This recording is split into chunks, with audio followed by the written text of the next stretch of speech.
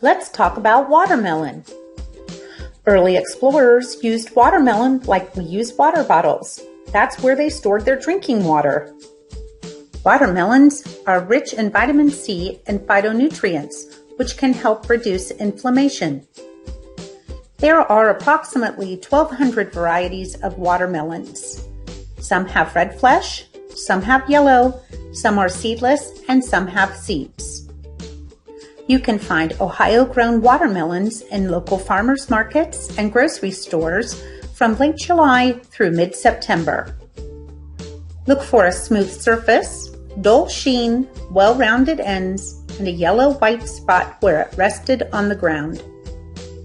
Uncut watermelons can be stored for 2 to 3 weeks, but once cut, cover and refrigerate, but eat it within a few days. A single serving is only about 45 calories.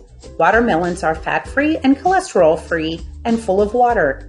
Eat watermelon sliced or in cubes. It's especially tasty on a hot day. Make a refreshing watermelon salsa by combining cut watermelon with chopped jalapeno peppers, 1 chopped medium red onion, chopped mint leaves or chopped cilantro, and the juice of 1 lime. Serve with whole grain tortilla chips. A refreshing watermelon smoothie can be made with cold watermelon cubes and the juice of 1 or 2 limes mixed in a blender. If you have a SNAP EBT card, you can use it to buy produce at the farmer's market and get double the benefits.